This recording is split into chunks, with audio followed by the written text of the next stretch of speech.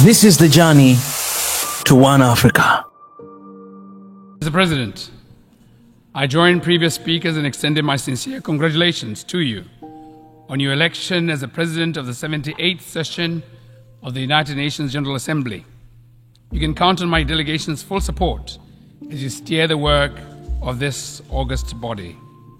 Mr. President, I could not agree more with you that the multilateral system needs to rebuild trust and reignite global solidarity to accelerate action on the Agenda 2030 and its Sustainable Development Goals in order to realize peace, prosperity, progress, and sustainability. As we convene this week, the world is in the age of polycrisis, facing a plethora of persisting global challenges, among them the war in Ukraine and its associated geopolitical tensions and impact on the global economy, the challenges relating to climate change, and the lingering effects of the COVID-19 pandemic. Of critical importance is the distressing reality that the implementation of the 2030 Agenda and its Sustainable Development Goals is off track. From the 2023 SDG Progress Report, half of the targets of the SDGs are experiencing inadequate progress, while 30% of the targets have come to a halt. This lack of progress is exacerbated by the multifaceted global crisis, which compounds the already dire situation we find ourselves in. Illustratively, whereas SDG 5, which expresses the need for gender equality and empowerment of women and girls, and picks representation in positions of power and leadership as one of the indicators, the United Nations in this regard has not done badly, except for the Secretary General position. Would you not agree with me that the time is now to have a female Secretary General? The gravity of challenges faced by the SDGs demands that we transcend the business-as-usual approach to addressing these. This will obligate a robust political commitment from all of us. It is therefore imperative for the United Nations system, international financiers, the private sector and civil society to forge a collective front and refocus our efforts to swiftly propel the SDGs back on track. To this end, the recent SDG Summit and its political declaration could not have come at a better time. Mr. President, over the past few years, we have witnessed and continue to endure the profound and devastating impact of the COVID-19 pandemic. The consequences have been felt across nations, but the extent of its devastation have varied greatly depending on factors such as level of development and geographical location. Whether one resides in the global south or north, a landlocked developing country or small island developing state, these distinctions have played a crucial role in determining the severity of the pandemic's effects. It is therefore imperative that we will wholeheartedly embrace the ongoing discussions regarding pandemic prevention, preparedness, and response. Mr. President, Botswana's key priority in these discussions is to ensure an international instrument that addresses equity during a pandemic.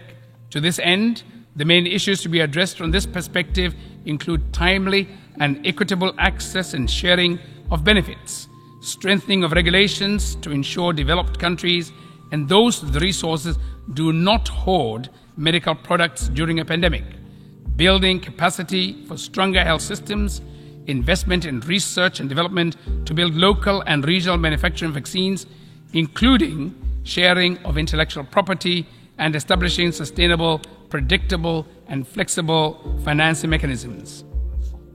I am pleased to inform the General Assembly that Botswana is making her contribution to build capacity to manufacture vaccines for both humans and animals.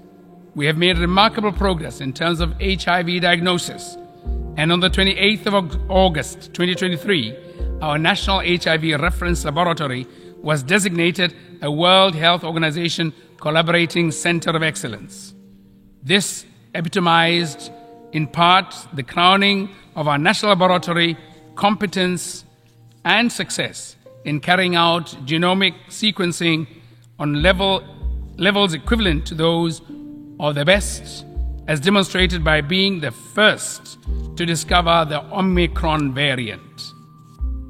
By the time these discussions reach their conclusion, it is essential that we establish robust systems that leave no room for the repetition of such calamity, ensuring that the survival and well-being of our people are never again contingent upon their location in the global south or north.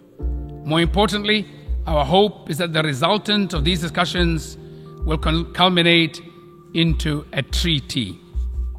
Mr. President, climate change remains an urgent and critical challenge of our time, with a huge threat to the existence of our planet. It is alarming that the Intergovernmental Panel on Climate Change recently reported record high global greenhouse emissions, which are at the highest level and continues to surge. To effectively address climate change, it is crucial that we prioritize international cooperation and partnerships. This global effort requires a comprehensive approach that goes beyond reducing emissions, encompassing various aspects of our lives, be it energy, production, agriculture, transportation, and industry. Our efforts must also include accelerating the uptake of renewable energy sources and investing in clean technologies. This necessitates sufficient funding to support mitigation and adaptation, particularly for developing countries. In this context, we endorse the appeal for developed countries to fulfill their pledge of providing $100 billion annually in climate finance to developing countries. This also includes fully replenishing the Green Climate Fund. My government welcomes the Secretary General's acceleration agenda, which urges the fast tracking of climate action in all countries and sectors. It is imperative that both developed and developing countries comply with their targets. As for Botswana, we reaffirm our commitment to achieving a 15% reduction in carbon emissions by 2030. Mr. President, it has been more than a year since the beginning of the Russia-Ukraine war. The war's destructive consequences have been experienced not only in the region, but also globally, as the international economy has suffered from food and energy crisis. Botswana strongly urges an immediate cessation of hostilities and advocates for a diplomatic resolution to the conflict. In this regard, Botswana welcomes the recent engagement between African and Russian Ukraine leaders, and we hope that these efforts, along with similar initiatives elsewhere, will encourage the conflicting parties to return to the negotiating table. While we work on resolving active conflicts, we must step up action in mitigating all threats to international peace and security by reaffirming and observing the purposes and principles of the UN Charter, international law, and other obligations. This also includes commitment to obligations concerning, among others, nuclear disarmament and nuclear non-proliferation, arms control, weapons of mass destruction. Mr. President, Botswana shares a deep concern regarding the persistent conflicts and destabilization of legitimate governments across the African continent.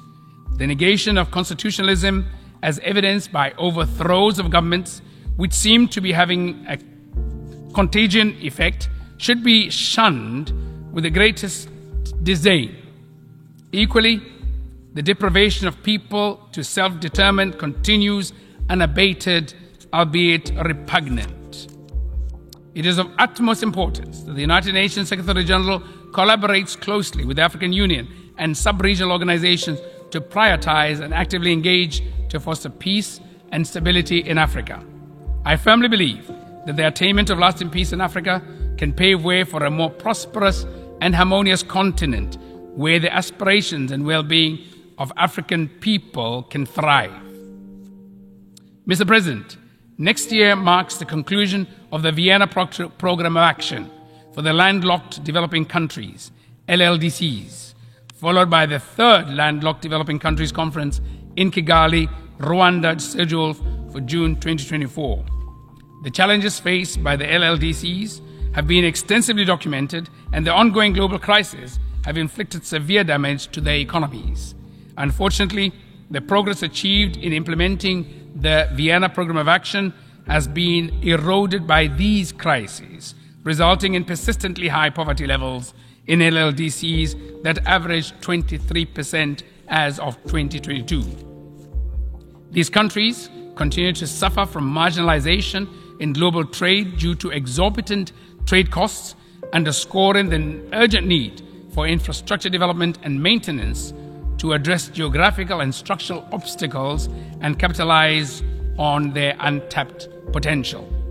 The forthcoming program represents a valuable opportunity to rally greater global support and foster multi-stakeholder partnerships. Consequently, we must prioritize the formulation of new and tangible priorities aimed at bolstering infrastructure in LLDCs, with particular emphasis on transit, transportation, ICT, and energy sectors. I therefore urge the United Nations Secretary General, development partners, international financial institutions, and the private sector and civil society to unite in support of the upcoming conference. It is essential that we not only strive for its success, but also forge a new program of action that is attuned to the pressing challenges confronting the LLDCs. This comprehensive program must provide the necessary tools and resources to enable these countries to attain their SDGs objectives. To conclude, Mr. President, I want to re-emphasize that merely acknowledging global problems without taking substantive measures will not solve them. We require greater action. The urgent action to revitalize the UN system, ensuring that it is fit for purpose, is now. I thank you for your attention.